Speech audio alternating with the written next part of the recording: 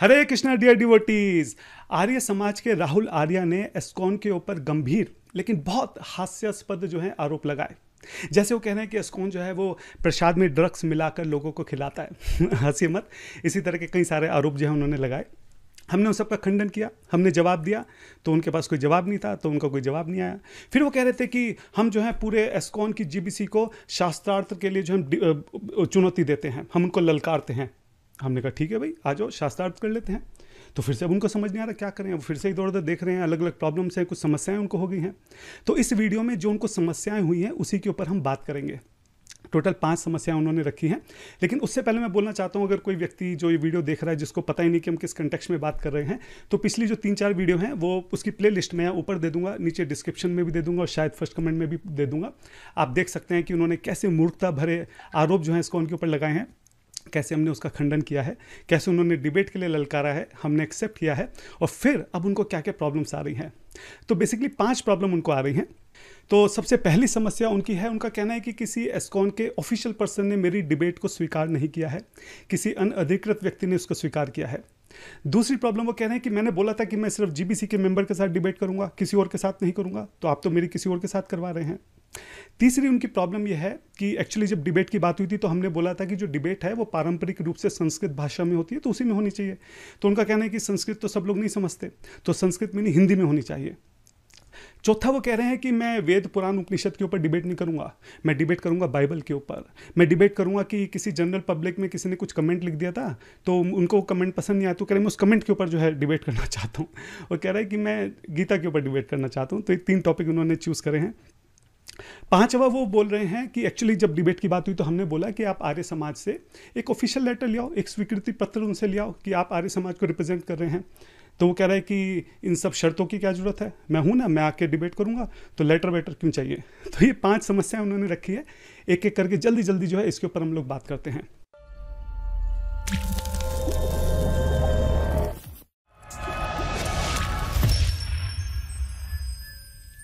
तो सबसे पहला उनका आरोप है कि उनका कहना है कि किसी ऑफिशियल व्यक्ति ने उनकी डिबेट को स्वीकार नहीं किया, किसी अधिकृत व्यक्ति ने नहीं किया। कौन जीबीसी की ओर से अनधिकृत व्यक्ति ने चैलेंज स्वीकार करने का झूठ बोला है। तो एक्चुअली में मैंने उनकी डिबेट को स्वीकार किया था, मेरे से शायद वो थोड़ा गुस्सा है, लेकिन मैं करूं या कोई भी करे उससे क्या फ़र्क पड़ता है। जो ऑफिशियल जो चैनल है माई आश्रय, उस चैनल से आपकी डिबेट को स्वीकार किया गया है और यही आप चाहते थे। आपने बोला था कि माई आश्रय में कोई भी 2-3 मिनट की वीडियो डाल दे और डिबेट को एक्सेप्ट कर ले, और आप जब कहेंगे जहां कहेंगे मैं आ जाऊंगा। इस चुनौती को स्वीकार करने के लिए तुमको कुछ ज्यादा नहीं करना है। माई आश्रय यूट्यूब चैनल से तुम एक छोटी सी 2-3 मिनट की क्लिप डाल देनी है, केवल शास्त्रार्थ की चुनौती को स्वीकार करना है। तो माई आश्रय चैनल से ही स्वीकार किया गया है। मैं करूं या कोई और करे इससे कोई फर्क नहीं पड़ता। तो क्या करें कि आपको ऑफिशियल लगे। अब मोदी जी से तो नहीं करवा सकते ना कि मोदी जी से बोले मोदी जी आप ऑफिशियली डिक्लेयर करो तब ये मानेंगे। वैसे मोदी जी इसको उनके बहुत बड़े प्रशंसक हैं, उनसे हम रिक्वेस्ट करें तो शायद वो मान भी जाएं, लेकिन आपके जैसे व्यक्ति के लिए उनका समय खराब नहीं किया जा सकता। तो जो माई आश्रय चैनल पर वीडियो डली है ये ऑफिशियल ही है, आप इसको ऑफिशियल ही मानकर चलिए। अच्छा, फिर ये कहते हैं कि मैंने बोला था कि मैं सिर्फ जीबीसी के मेंबर के साथ ही डिबेट करूंगा, किसी और के साथ नहीं करूंगा। पूरी इस्कॉन की जीबीसी को बाइबल और यथार्थ गीता पर शास्त्रार्थ के लिए ललकारता हूं। अरे मेरे राहुल भाई, हम आपको आश्वासन देते हैं, वचन देते हैं, आपकी डिबेट जो है जीबीसी मेंबर के साथ ही होगी, किसी और के साथ नहीं होगी। और ये जो आपने अमोघ लीला प्रभु जी के नाम का रट्टा लगा रखा ना, इतना में अगर आप हरे कृष्णा महामंत्र का या भगवान के नाम का अगर आप रट्टा लगा लेते तो आपको बहुत फायदा हो गया होता। वैसे मैं आपकी जानकारी के लिए बता देता हूँ, अमोघ लीला प्रभु जी जो हैं वो जीबीसी के मेंबर नहीं है। तो जो आपकी शर्त है कि मुझे जीबीसी से डिबेट करनी है, उसके हिसाब से अमोघ लीला प्रभु वैसे भी डिबेट नहीं कर सकते हैं। अगर अब आपका विचार बदल गया है, अब आपको लग रहा है कि नहीं जीबी शायद थोड़ा मैंने ज़्यादा बोल दिया, मैं उनसे भी डिबेट नहीं कर पाऊंगा, अगर ऐसी कुछ बातें मन में आ रही हैं तो आप बता सकते हैं। आप बोल सकते हैं कि मेरे अंदर उतनी बुद्धि नहीं है, मेरे अंदर उतना ज्ञान नहीं है, मुझे अपने सिद्धांत पे भरोसा नहीं है, मुझे नहीं लगता कि मैं किसी जीबीसी मेंबर से डिबेट कर पाऊंगा। जब से आपने एक्सेप्ट किया मेरे हाथ पैर कांप रहे हैं, मुझे डर लग रहा है, मुझे माफ़ कर दीजिए, मेरे से गलती हो गई, ठीक है, मैं आगे से ऐसा नहीं करूंगा। ठीक है, तो आपकी बात हमने मानी है। अगर आपको अपनी बात से पलटना है तो आप उसकी माफ़ी मांगिए जो आपने बात बोली है, क्योंकि आपको ये अकल आनी चाहिए भविष्य के लिए भी कि आप इतनी बड़ी संस्था की जीबीसी को आप जिस तरह से ललकार रहे हैं, ये बचकानी हरकतें हैं। तो ये बचकानी हरकतें दोबारा ना हो, आपकी दिमाग में चीज़ रजिस्टर हो, इसके लिए आप इसके लिए माफ़ी मांगिए। उसके बाद अगर आपको अमोघ लीला प्रभु जी से डिबेट करनी है तो उन्हीं से हम आपकी डिबेट कराएंगे, लेकिन जो आपने गलती की है उसके लिए माफ़ी मांगिए और फिर जिससे कहेंगे उससे आपकी डिबेट करा देंगे। अच्छा, तीसरी समस्या इनकी ये है कि इनका कहना है कि जो डिबेट है वो आप संस्कृत भाषा में क्यों कर रहे हैं, आप हिंदी भाषा में कीजिए ताकि जो जनमानस है, आम लोग हैं, उनको भी ये बात समझ में आए। कह रहे हैं कि शास्त्रार्थ संस्कृत में होगा। ये जो आर्य भाषा, हिंदी भाषा, इसका मूलाधार और शब्दकोश संस्कृत से है। अधिकांश लोग इसको समझते हैं। राहुल भाई, ये डिबेट जो है आप संस्था के साथ कर रहे हैं, किसी गली कूचे के किसी लड़के के साथ नहीं कर रहे हैं कि किसी भी भाषा में कर ली। जो पारंपरिक डिबेट हैं वो संस्कृत में ही होती हैं। हमारा विचार था कि इस डिबेट को बाद में हम अलग अलग लैंग्वेजेस में ट्रांसलेट करवा देंगे ताकि ये सभी के लिए उपलब्ध हो।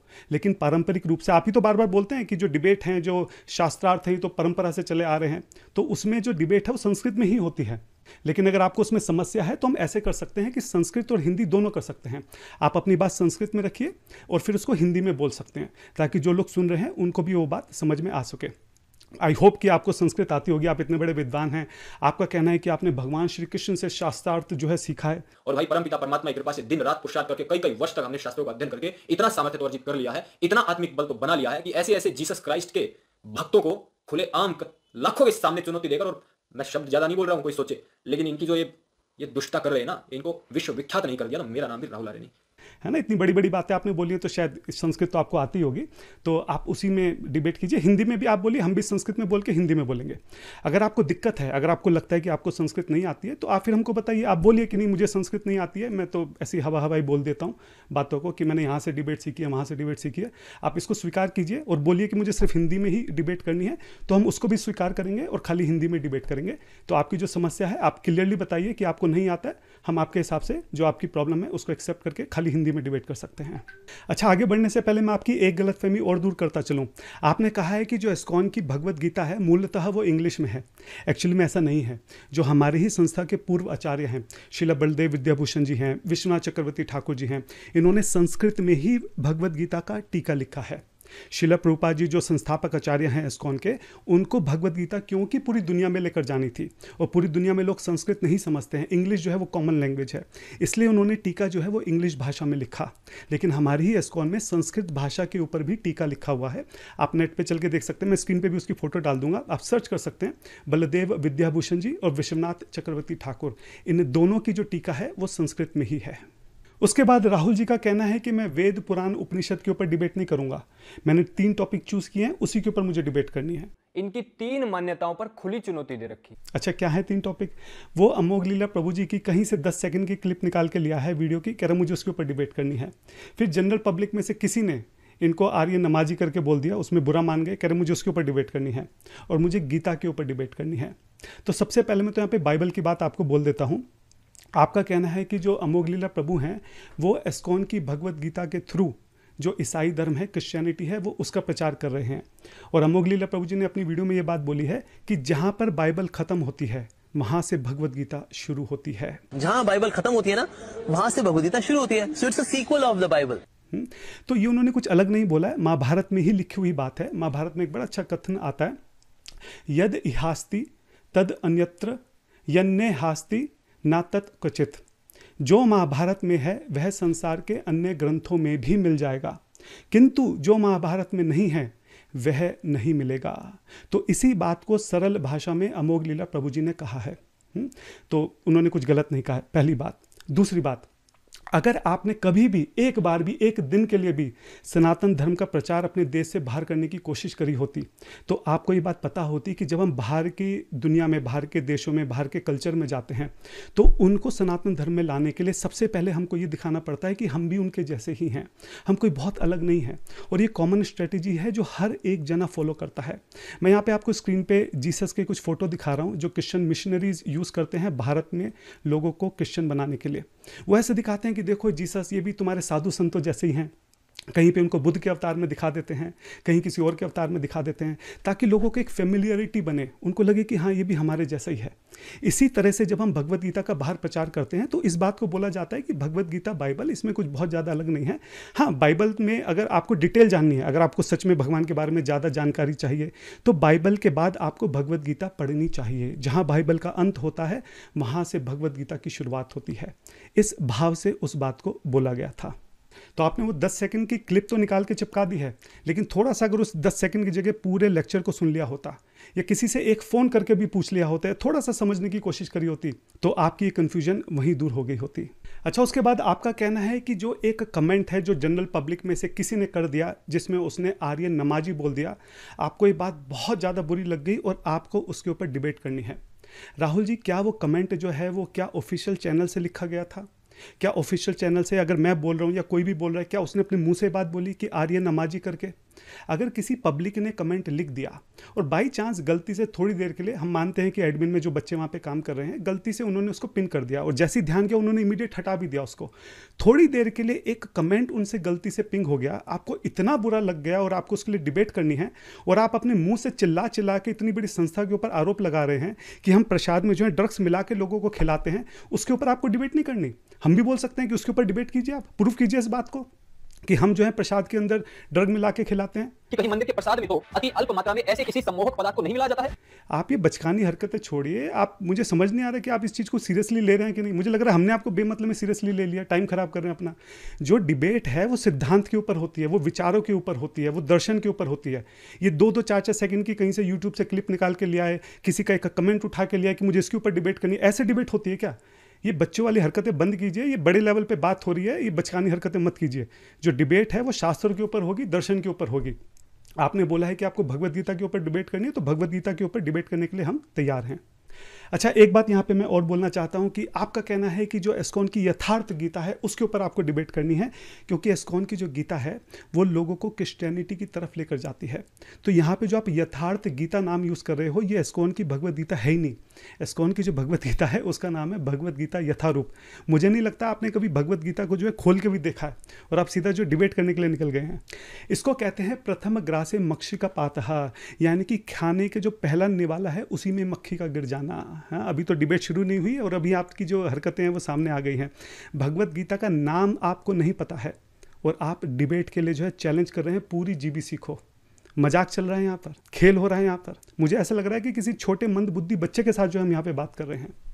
अच्छा, हमने राहुल आर्य जी से बोला कि आप आर्य समाज का प्रतिनिधित्व कर रहे हैं, तो आप उनसे एक स्वीकृति पत्र ले आइए, है ना। तो अब ये कह रहे हैं कि ये स्वीकृति पत्र लाने की क्या ज़रूरत है, ये सारी शर्तें लगाने की क्या ज़रूरत है। मैं हूँ ना, मैं अकेला आके डिबेट करूँगा, ये अलग अलग यहाँ से लेटर लाओ, वहाँ से लेटर लाओ, ये सब क्यों करना है? कि ये शर्तें हैं, राहुल आर्य वहां जाएगा, उधर से सर्टिफिकेट लाना है, ये आर्य समाज का प्रतिनिधित्व करने वाला होना चाहिए। पहली बात, हमने कोई आपसे कोई 10-20 लेटर नहीं मांगे, सिर्फ एक लेटर मांगा है कि आर्य समाज आपको प्रतिनिधि के रूप में भेज रहा है। और ये जरूरी है। अगर आपने कभी कहीं ढंग से अगर शास्त्रार्थ करा होता तो आपको पता होता कि एक संस्था जो है वो किसी दूसरे संस्था को चैलेंज करती है, या कोई एक इंडिविजुअल पर्सन जो है वह किसी इंडिविजुअल पर्सन को चैलेंज करता है। ऐसा नहीं होता कि कोई इंडिविजुअल पर्सन आया और पूरी संस्था को चैलेंज कर दिया। ऐसे तो दिन में 50 लोग इधर उधर चैलेंज करते हैं, किस किस का रिस्पॉन्ड करते फिरेंगे। जब से ये इशू स्टार्ट हुआ है, कमेंट बॉक्स में कम से कम 50-60-100 मैसेज भी हो सकते हैं जिसमें लोग अलग अलग जगह से ललकार रहे हैं कि हमसे डिबेट करो, हमसे डिबेट करो। तो हमारा कई हम यही रह गया कि बस लोगों के साथ डिबेट करते फिरें। तो हम दुनिया में भगवान के नाम का प्रचार करें कि आपके जैसे इंडिविजुअल लोगों का जो है रिस्पॉन्स करते फिरें। और मान लो हमने कर भी दिया तो कल फिर से कोई आके बोलेगा कि आपने राहुल आर्य के साथ शास्त्रार्थ करा, मेरे साथ नहीं किया, मेरे से आप डर गए हैं। तो हम यही काम यहाँ पे रह गया क्या? और दूसरी बात यह है कि आप शास्त्रार्थ में इतने माहिर हैं, आप इतने विद्वान हैं, आप खुद कह रहे हैं कि आपने भगवान श्री कृष्ण से शास्त्रार्थ सीखा है, इतने बड़े विद्वान हैं आप, तो आर्य समाज को आपके ऊपर जो है भरोसा होना चाहिए। हमें भरोसा है आपके ऊपर, आर्य समाज को कैसे भरोसा नहीं होगा? हमें पूरा विश्वास है कि आर्य समाज जो है वो आपका साथ देगा इस समय में, आपको जो ये स्वीकृति पत्र है देगा कि हम राहुल आर्य को जो है अपना प्रतिनिधि के रूप में भेज रहे हैं, ठीक है। और अगर ऐसा है कि आर्य समाज ही आपके ऊपर विश्वास नहीं करता तो ये बहुत अचंभे की बात है, ये बहुत आश्चर्य की बात है कि आप जिस संस्था से आते हैं उस संस्था को ही आपके ऊपर विश्वास नहीं है। अगर वही संस्था आपके ऊपर विश्वास नहीं करे, एक सिंपल से एक लेटर आप अपनी संस्था से नहीं ला पा रहे हैं, तो क्या सच में वर्थ है कि आपके जैसे किसी इंसान के ऊपर समय खराब किया जाए जिसकी खुद उसकी संस्था उसके ऊपर विश्वास नहीं कर रही है? लेकिन हम आपकी सारी बात मान रहे हैं तो ये बात भी हम आपकी मानते हैं, ठीक है। आप अपनी वीडियो में बोलिए कि मेरी संस्था को मेरे ऊपर विश्वास नहीं है, मैं तो अकेला ही हूँ और अकेला ही जाके मैं इधर उधर लोगों को ललकारता रहता हूँ, ठीक है, आप ये वीडियो में एक्सेप्ट कीजिए, उसके बाद हम देखते हैं कि आपके जैसे किसी व्यक्ति के ऊपर समय खराब करा भी जा सकता है या नहीं करा जा सकता। अच्छा, इसके दो कारण और भी हैं। एक कारण तो ये है कि आपकी हमने पिछली वीडियोस देखी है कि आप किस तरीके से झूठ बोलते हो, धोखा देते हो, पाखंड करते हो, एक एक 2-2 सेकंड की क्लिप जो है कहीं की कहीं लगा देते हो, आउट ऑफ कंटेक्स्ट बात करते हो, मुंह खोल के किसी के ऊपर भी कुछ भी आरोप लगा देते हो, कोई तथ्य नहीं है, कोई सबूत नहीं है, कोई एविडेंस नहीं है, कुछ नहीं है। ठीक है, तो आपके जैसे इंसान के साथ मान लो शास्त्रार्थ कर भी दिया, मान लो आप हार भी गए, तो आप हार तो मानने वाले हो नहीं। आप क्या करोगे, फिर से उस वीडियो की इधर उधर से क्लिप निकाल के 2-2 4-4 सेकंड की जो है वीडियो इधर उधर आपस में जोड़ जाड़ के और दुनिया में बताते फिरोगे। तो आपकी खुद की कोई इज्जत नहीं है, क्योंकि आपकी इज्जत पहले भी कितनी बार वीडियो में उतारी जा चुकी है, तब भी आपकी बुद्धि में बात नहीं घुस रही। इससे पता चलता है कि कितनी बेशर्मी आपके अंदर है। तो जिस इंसान की कोई इज्जत ही नहीं है, उसको अपनी इज्जत खोने का भी कोई डर नहीं है। तो आप शास्त्रार्थ में हार भी जाओगे तो भी आपको कोई फर्क नहीं पड़ेगा। इसलिए जरूरी है कि आपके साथ कोई ऐसा खड़ा हो जिसकी इज्जत हो, ठीक है, जो एक रिस्पॉन्सिबल हो, और वो संस्था ही हो सकती है। तो संस्था जब आपके साथ खड़ी होगी तो संस्था मेक श्योर करेगी कि आप इस तरह की हरकतें ना करो, इसलिए संस्था का होना जरूरी है। और एक कारण और भी है, आपके जैसे जो लोग इंडिविजुअल डिबेट के लिए जाते हैं ना, ऐसे कई सारे केसेस हमारे सामने आए हैं कि जब वो डिबेट में हार जाते हैं तो गुस्से में तिल मिला के सामने वाले के ऊपर अटैक कर देते हैं। इसी तरह की एक न्यूज़ का जो स्क्रीनशॉट है मैं वो यहाँ पे स्क्रीन पे डाल दूंगा। तो अगर आपके पीछे संस्था रहेगी तो वो मेक श्योर रखेगी कि आप इस तरह का कोई कदम ना उठाएं, किसी सामने वाले भक्त के ऊपर आप हारने के बाद हमला ना करें। इसलिए ये सारे कारण जरूरी हैं कि आपके साथ किसी संस्था का होना बहुत ज़रूरी है। लेकिन फिर भी जैसे मैंने बोला, अगर आपके संस्था आपका साथ नहीं देती है, उनको आपके ऊपर विश्वास नहीं है, तो आप इस बात को एक्सेप्ट कीजिए। हम ये कंडीशन यहाँ पे हटा देंगे और आपका इंडिविजुअल जो डिबेट है हम वो एक्सेप्ट कर लेंगे। अच्छा, राहुल आर्या जी का कहना है कि जो एस्कॉन है वो महर्षि दयानंद सरस्वती जी का और आर्य समाज का दुष्प्रचार कर रहा है। और मेरा नाम ले लेकर जो तुम्हारे समाज को, महर्षि दयानंद सरस्वती को बदनाम कर रहे हो, दुष्प्रचार कर रहे हो, और महर्षि दयानंद सरस्वती महाराज के विरुद्ध अश्लील और भद्दी टिप्पणियां इन लोगों ने की थी। ये अपनी बेवकूफ़ी से जो है इस जाल में फंस गए हैं। अब ये बचने का कोई रास्ता ढूंढ रहे हैं, इधर उधर की बातें कर रहे हैं। आर्य समाज के और जो महर्षि दयानंद सरस्वती जी हैं उनके पीछे छुपने का प्रयास कर रहे हैं। हमने शाहीन बाग में देखा था ना क्या हुआ था, जब उनके बस की नहीं थी तो औरतों के पीछे जाके छुप गए थे। ये भी इस वक्त बिल्कुल यही हरकत कर रहे हैं। अपने चैनल पे मैं बार बार देख रहा हूँ, ये कभी भी मेरा नाम नहीं लेते हैं, चैनल का जो नाम है वो ब्लर कर देते हैं। इन्हें लगता है कि कोई जाके देख लेगा इनकी वीडियोस तो क्या होगा। मैं खुद ही आपको बता देता हूँ, मेरा नाम ईश्वर गोरंगा दास है। मेरा जो पर्सनल चैनल है वो योगा ऑफ लव है। उसमें अगर आप रिसेंट की वीडियोज़ देखें जिनमें मैंने राहुल आर्या को रिप्लाई किया है, आप पूरी 3-4 वीडियो हैं, किसी भी वीडियो में कोई एक भी लाइन अगर आप ढूंढ के निकाल दें जिसमें मैंने महर्षि दयानंद जी के बारे में कुछ गलत बोला हो, लाइन बहुत दूर की बात है, एक शब्द भी मैंने उनके लिए गलत बोला हो। और आर्य समाज की तो मैं बार बार तारीफ कर ही रहा हूँ, और मैं कर ही नहीं रहा, मैं मानता भी हूँ, मैं मानता हूँ इसलिए मैं उस चीज़ को कर रहा हूँ। आर्य समाज का आज़ादी के समय भी, अभी भी, हमेशा से हमारे समाज में बहुत योगदान है। और मैं सच में ऐसा मानता हूँ, मैं कुछ लोगों को जानता हूँ जो देश की बहुत सेवा कर रहे हैं, जो बहुत बड़े देशभक्त हैं। तो आर्य समाज से हमें कोई दिक्कत नहीं है। सिद्धांतिक विचारधारा अलग है, वो ऑल टुगेदर डिफरेंट टॉपिक है। लेकिन ऐसा नहीं कि हम कोई दुष्प्रचार कर रहे हैं। ऑफिशियल चैनल से जो हमारा माय आश्रय चैनल है, आप ढूंढ के लाइए, कहीं कोई ऐसी क्लिप मिल जाए आपको कि हमने महर्षि दयानंद सरस्वती जी के बारे में कुछ गलत बोला हो, आर्य समाज के बारे में कुछ गलत बोला हो। अब पूरे सोशल मीडिया, पूरे इंटरनेट का ठेका तो हम नहीं ले सकते। जो ऑफिशियल चैनल है या मेरा जो अपना पर्सनल चैनल है, वहाँ से कहीं भी कुछ भी गलत नहीं बोला गया है। अब आप एक काम कीजिए, ये जो राहुल की वीडियोस हैं इसको खंगालिए।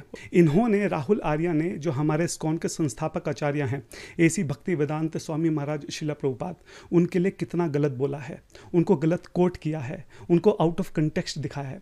आप सोचिए कि एक ऐसे स्वामी जिनके कारण आज पूरे धरती के ऊपर हमारा सनातन धर्म फैल रहा है, कितने रैंडमली इन्होंने उनका नाम लिया है, झूठ उनके नाम पे बोला गया है, उनका अपमान किया गया है। तो जो इंसान खुद अपमान कर रहा है सामने वाली संस्था के संस्थापक आचार्य का, वो ये बात बोल रहा है कि हमने उनका अपमान किया, जबकि करा ही नहीं, एक सेकंड के लिए नहीं किया। इसलिए मैं बोल रहा हूँ, ये इतने बड़े झूठे हैं। मैं पर्सनली किसी को जानता नहीं हूँ ऐसे इंसान को जो इतना ज़्यादा झूठ बोलता हो, इतना चीटर एक नंबर का जो इंसान हो। मैंने कभी देखा नहीं है पर्सनली, मतलब सुना है ऐसे लोगों के बारे में, कभी देखा नहीं है। आपने देखा होगा जैसे छोटा बच्चा होता है ना, अगर उसके हाथ में चाकू पकड़ा दो, वो खाली अपना भी नुकसान कर सकता है और आसपास लोगों का भी कर सकता है, किसी को भी चोट पहुंचा सकता है। ये राहुल आर्या बिल्कुल इस वक्त उसी पोजीशन पे हैं। समहाउ पता नहीं कैसे इनके पास सोशल मीडिया की ताकत आ गई है, और उस ताकत से खाली अपना ही नुकसान नहीं कर रहे, बल्कि आर्य समाज का भी नुकसान कर रहे हैं, उसको भी चोट पहुँचा रहे हैं। आर्य समाज की जो छवि है वो इनके कारण धूमिल हो रही है। इसलिए इन्होंने अपनी लास्ट वीडियो में जो आर्य समाज की छोटी छोटी क्लिप डाल रखी थी बच्चों की और कुछ संतों की भी, मेरा आपसे हाथ जोड़ के विनम्र निवेदन है, आप एक बार इनकी राहुल आर्य की वीडियो देखिए। ये कैसे झूठे आरोप जो है हमारी संस्था के ऊपर लगा रहे हैं कि हम प्रसाद में जहर मिलाकर जो है लोगों को खिला रहे हैं। आपको उस बात पर गुस्सा नहीं आया? हमने कभी कोई गलत बात नहीं बोली। किसी पब्लिक में किसी ने कोई एक कमेंट कर दिया और वो गलती से थोड़ी देर के लिए पिन हो गया, उसमें आप लोगों को जो है हमारे ऊपर इतना गुस्सा आ गया। क्या ये सच में उचित है? आप इसके ऊपर पुनर्विचार कीजिए। आप एक बार पुनर्विचार कीजिए कि कौन है जो आर्य समाज की पूरी इस वक्त सोशल मीडिया पे जो है बदनामी कर रहा है। ये सोचने का विषय है। अच्छा राहुल भाई, एक बात तो ऐसी है जिसके लिए मैं आपका धन्यवाद करना चाहता हूँ, आपका आभार प्रकट करना चाहता हूँ, क्योंकि आपकी वजह से मुझे बड़े आनंद की जो है अनुभूति होती है। आप एक्चुअली में मुझे बार बार अमोघ लीला प्रभु का चेला बोल रहे हो। आप मुझे चिढ़ाने के लिए बोल रहे हो। आपको लग रहा है कि आपके बोलने से मैं चिढ़ जाऊँगा, लेकिन आपके बोलने से मैं बहुत खुश हो जाता हूँ, क्योंकि मैं इस लायक नहीं हूँ कि मैं अमोघ लीला प्रभु का चेला बन सकूँ, मैं उनका सर्वेंट बन सकूं, उनका सेवक बन सकूं। कई जन्मों की तपस्या के बाद, साधना के बाद शायद कभी ऐसा हो सके कि मैं उनका चेला बन सकूं, लेकिन आप अभी से मुझे उनका चेला करके बोलते हैं तो मुझे बड़ा अच्छा लगता है, बड़ी खुशी होती है। इसलिए मैं आपको धन्यवाद देता हूं। अंत में राहुल आर्य जी, मैं हाथ जोड़ के आपसे विनम्र निवेदन करता हूं, कृपया करके इस शास्त्रार्थ के लिए आप मान जाइए। आपकी सारी बात हमने मान ली है। जो भी आपकी कंडीशंस थी, जो भी आपकी समस्याएं थी, सबका उत्तर मैंने दे दिया है। लगभग आपकी सारी बातें हमने मान ली हैं। अब आप पीछे मत हटिएगा। भगवद गीता के दूसरे अध्याय के 34वें वर्ष में कृष्ण को बोलते हैं कि जो आर्य होते हैं वो अपनी इज्जत के लिए अपनी जान तक दे सकते हैं, लेकिन अपने कदम पीछे नहीं हटा सकते हैं। तो मुझे पूरा विश्वास है आप भी अपने कदम पीछे नहीं हटाएंगे। आपने ही शुरू से शास्त्रार्थ की रट लगा रखी थी। आपकी सारी बातें मानी जा चुकी हैं। अगर अभी भी आप शास्त्रार्थ नहीं करते हैं तो आपसे बड़ा इससे ज़्यादा बेइज्जती किसी की नहीं हो सकती। और एक बात और है, अब आप जो वीडियो बनाएंगे उसमें सीधा सीधा बताइए कि हाँ मैं तैयार हूँ, ठीक है, और हम आपको समय और स्थान जो है, डेट टाइम और जो प्लेस है, वो सारी चीज़ें हम आपके साथ डिस्कस कर लेंगे। लेकिन अभी भी अगर आपने वीडियो बना के इधर उधर की फालतू की बातें की, जैसे आप अपनी वीडियो में करते हैं, टाइम ख़राब करा, भाषणबाजी करी, तो इसको हम आपकी हार जो है वो मान कर चलेंगे, क्योंकि हमारे पास इतना समय नहीं है कि एक मंदबुद्धि बच्चे के ऊपर इससे ज़्यादा समय हम खराब कर सकें। हमारे पास बहुत काम है। हमें भगवद गीता को पूरे दुनिया में लेकर जाना है। जितना समय आपके ऊपर ख़राब किया है, इतने समय में कितने नए लोगों तक पहुँचा जा सकता था। आपके जो भी 5 प्रश्न थे इस वीडियो में मैंने उन सब के उत्तर दे दिए हैं। अब आप सीधा उन प्रश्नों के ऊपर अपना कमेंट कीजिए और इस डिबेट को आगे बढ़ाइए। अगर अभी भी आप इधर उधर की बात करते हैं तो ये कहावत बिल्कुल सही हो जाएगी कि हाथी चला बाजार, कुत्ते भौंके हजार। और आपकी किसी भी वीडियो का हम दोबारा ऑफिशियल रिप्लाई नहीं करेंगे। तो सभी लोग बहुत एक्साइटेड हैं, सभी लोग बहुत रेडी हैं और हम लोग भी आपका वेट कर रहे हैं। आप प्लीज़ जल्दी से हाँ भर दीजिए और जल्दी से हम इस डिबेट को करते हैं। और आई होप कि आपको जो है कृष्णा कॉन्शियसनेस बहुत अच्छी लगेगी। ये जो गौड़िया वैष्णव फिलॉसफी है बहुत मीठी है। मुझे पूरी उम्मीद है कि आपका जीवन सुधरे। हो सकता है भगवान की कृपा रही हो आपके ऊपर, तभी आप इसमें फंसे हैं। मुझे पूरा विश्वास है कि आप गौड़िया वैष्णव फिलॉसफी के अंदर बहुत अपने आपका जो बचा हुआ जीवन है बहुत आनंद के साथ व्यतीत करेंगे। तो इसी चीज़ की मैं यहाँ पे हम लोग वेट करेंगे आपके जवाब का। आपको क्या लगता है कि राहुल आर्य डिबेट के लिए आएंगे या दुम दबा के भाग जाएंगे? मुझे कमेंट बॉक्स में बताइएगा। हरे कृष्णा।